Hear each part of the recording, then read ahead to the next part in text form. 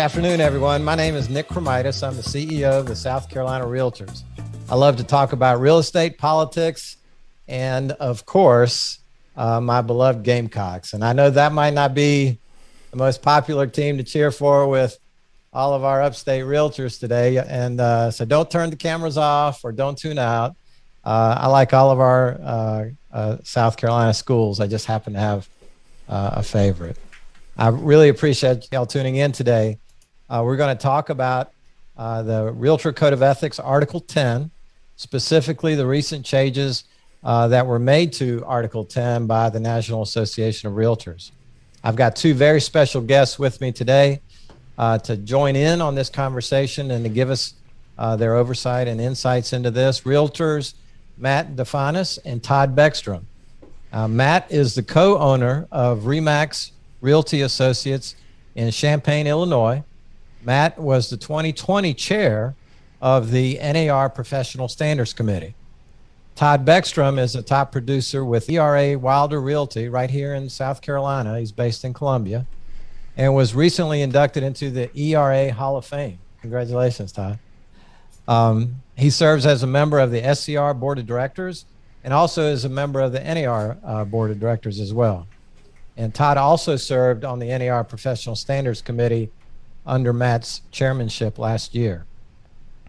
So last summer, as racial injustice made headlines across the country, realtors like Matt and Todd helped lead the charge for NAR to amend its code of ethics, making hate speech a violation of our organization's standard of ethics, not only in professional settings, but in private arenas as well. After a heated debate with multiple members weighing in on whether realtors were living up to their obligation to help find housing for everyone, NAR, the board of directors, voted to pass the Professional Standards Committee's recommendations on November 13th of last year. Matt and Todd are here today to share some of their experiences, what this new policy means for realtors, and their hopes for the future of real estate. To learn more about the policy and how it affects realtors, you can visit NAR's website that's dedicated to this topic, and I'll post this in the comments during the course of our discussion today. So Matt and Todd, welcome. Thank y'all for being with me today. Let me start with a question to both of you. What was the process like that created these recommendations? What spurred this discussion and ultimately the recommendations that were sent to the NAR Board of Directors? Can you tell us about the process? How were these changes made? Matt, you want to go ahead and take that since you were kind of involved from the start? Okay, sure.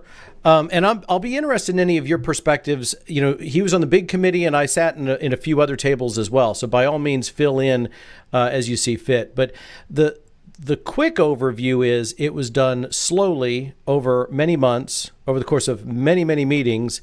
And it was deliberative, it was protracted, it was transparent, and it was democratic.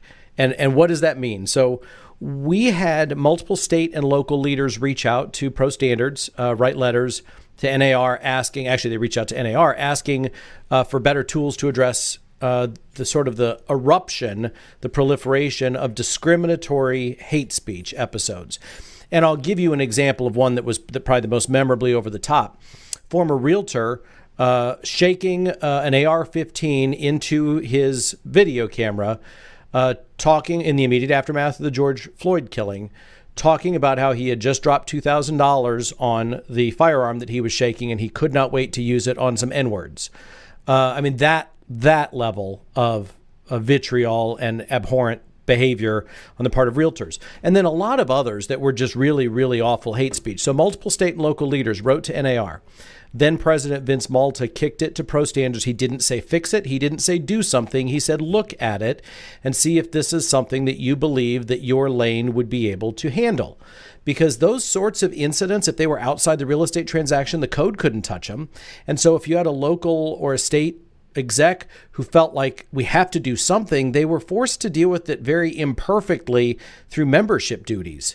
So we had a meeting with the full committee on June 29th, and that kicked off with a 90-minute no holds barred conversation on race and real estate with 5 black panelists that I had selected.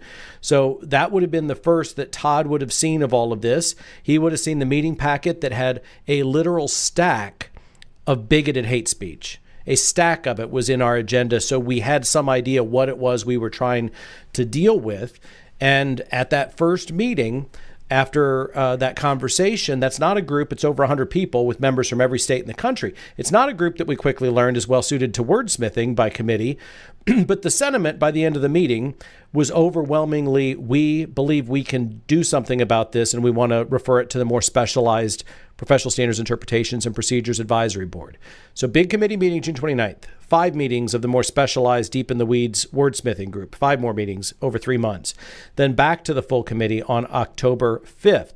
More debate. All the recommendations were passed out of committee about 10-1. Then October 5th to November 13th, another 5 weeks when the recommendations had been passed out of committee awaiting board action when they were debated to death. So I personally had hammered out probably tens of thousands of words of responses to questions and concerns. And then an hour and 48-minute committee report at the board of directors meeting with lots of debate. And at the end of that, all of the recommendations passed. So that's what I mean by protracted, transparent, and ultimately democratic. NAR is often criticized for being a little slow to act, but it certainly sounds like not only did NAR act quickly, but also very methodically. There's just seemed like a lot of opportunity for input and review. So I want to hear Todd's perspective, because he sat there and had a lot of this stuff dumped on him. I had done some behind the scenes, but what was how would you describe the sentiment of that group on that June 29th meeting after we had heard the 90 minutes of race and real estate and then the pile of hate speech? What was your read on the room? So I can sum up in one word, Matt. It was outrage. We couldn't believe that this was still happening in 2020 to members of the public, to other agents around the country, that they were still having to deal with these issues.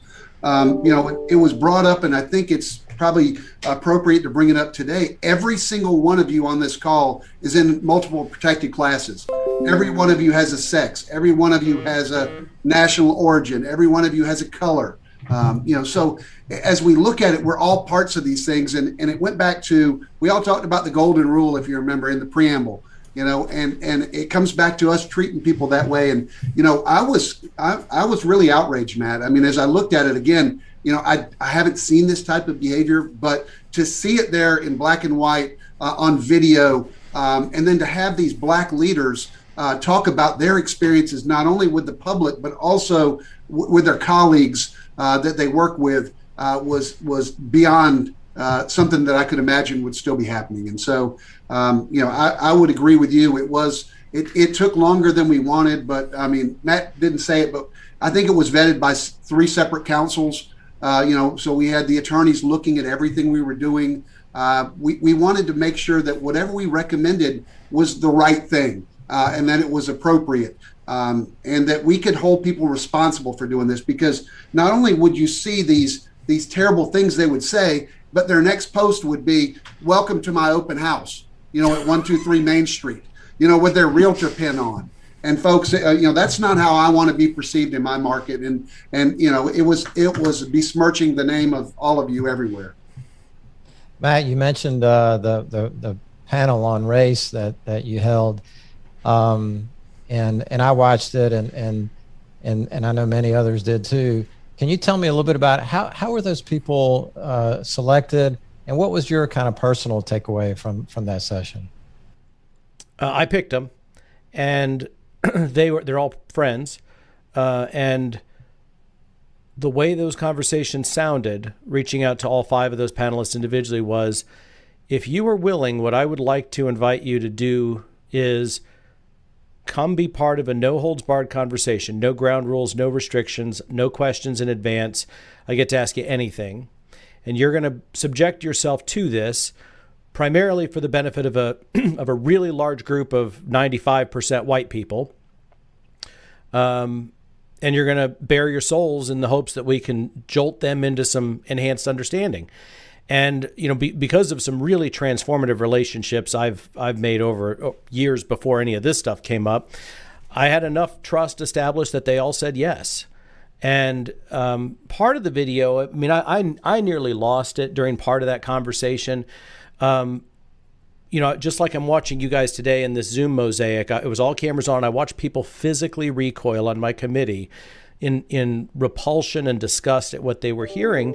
And the most dehumanizing of these was Joanne Poole, former state president of Maryland, had been a candidate for NAR leadership, and an extraordinary leader and an extraordinary person. More than once in the last decade, had literally been showing up to a showing, always dressed to the nines, left on the doorstep. Your clients can come in, you, based solely on skin color, you will wait out here. And it happened over and over. And as she said, I don't know what cost me more, the humiliation or the lost business from stuff like that.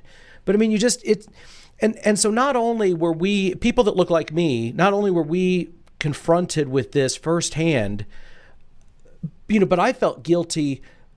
By the end of that, I felt guilty having somebody like Joanne even have to go back to a repeated, utterly dehumanizing experience just for the enlightenment of people that look like me, except this stuff doesn't happen in front of people that look like me. And so there's really no substitute for hearing it firsthand from people who don't look like me. So these are all close friends, relationships with whom have utterly transformed the way I look at a lot of issues, because they've helped pull back the curtain. I won't know what it's like to sell real estate while black, but they have helped pull back the curtain, give me a front row seat, so I get a look at a little bit of what they see, and I can't unsee that stuff. I got the sense, Matt, that some of the stories that they shared were, I mean, it felt like with some of them, it was the first time they had ever shared it. And I don't know if you knew ahead of time what they were going to say. Not at all. It was the genuine impact of that session was so powerful. Well, tell us real quick, we're all here today to learn more about what these changes mean, right now to realtors across the country, across South Carolina. Tell us what these changes mean today for our realtor members. So the centerpiece of the changes is a new standard of practice. So Article 10, the anti-discrimination and fair housing article, not one word of that was changed. We added a new standard of practice that flows directly from the pre-existing language of Article 10. And I'll read it to you because it is the centerpiece of all this. Realtors must not use harassing speech, hate speech, epithets, or slurs based on race, color, religion, sex, handicap, familial status, national origin, sexual orientation, or gender identity. 60% of the verbiage is just the list of the protected classes. Can't be harassing speech, hate speech, epithets, or slurs based on. So it's a two-step analysis. And that's important because if you're not somebody who's following pro standards, which is probably a good thing if you have a well-balanced life and are productive in real estate, you might have seen this news flash and thought, well, holy cow, now there's going to be a professional standards thought police, and anyone offended by anything is going to claim that I'm committing hate speech. And I just want to underscore, this is a narrow target. Harassing speech, hate speech, epithets, or slurs based on or directed at somebody on the basis of an Article 10 protected class. This doesn't go after your politics, doesn't go after the candidate bumper sticker on your car, doesn't go after your religious beliefs. And then everything else is an outgrowth of that. There was a policy statement 29 that previously in modern history limited the code applicability to real estate transactions and real estate activities. That went away. Now, I'll remind everyone, all the other articles are intrinsically real estate related. The target was bigoted hate speech, even outside of real estate. And so we had to open the code up to apply outside of real estate. And then everything else is, relatively speaking, more minor administrative stuff. Well, a lot of what I've heard, is that there's realtors, are conducting business. There's no 9-to-5 realtors that I know of. Realtors work weekends, they work after hours, they're working at the grocery store, they're working at the Starbucks. It's hard to say you're off the clock. I know, Todd, I know your market is extremely busy in Columbia right now. It's hard to say that you're never on the clock, right? Yeah, I would agree, Nick. I mean, I'm always wearing my name tag. I'm always wearing my realtor pin. People are asking me, how's the market? We're talking about it. Because I know so many people from being in the market for so long. And so you never really turn it off. It's part of who we are as people. We're servants of the people when it comes to real estate, and we're their resource in our markets. And they've trusted us with their most valuable asset, which is really important. So I couldn't been prouder of Matt and the Pro Standards Committee nationally for the work we did. At first I was almost embarrassed to be a realtor when we started the process. And I tell you, by the time we ended it and came up with it and the board of directors passed it, I couldn't have been prouder. So it was, I don't know what a difference we made. You can't change people, what's in their heart, but we certainly can cut down of some of the things that were really vulgar and racist and had no place in our communities. We're community builders, and this was tearing communities apart. Based on these protected classes, and there was no place for it. So something had to be done. I'm certainly proud of what we did, the only thing I'm worried about a little bit is enforcement, and we talked a lot about that as well in committee. We luckily are privy, at least in this state and around the country, to fair-minded individuals serving on grievance and professional standards who've been vetted at the local and the state level in most cases. And I feel really confident that they're going to do the right thing if they're to see any of these Article 10 violations, especially Standard of Practice 10-5. Yeah, I agree with you. I think what some of the confusion that we've seen in this has to, there's social media is one of my biggest pet peeves because unfortunately so many of us get our news from social media, and it's not always the most accurate source, right? So the purpose of holding sessions like this is to make sure that our members have a full opportunity to ask questions, to get the information straight from the source, so that we can make sure there's no confusion in the marketplace, no confusion in the membership about what these changes mean and what impact they're going to have on their business. Nick, there was one other change to the code that we didn't speak about other than 10-5. It was redefining breach of the public trust.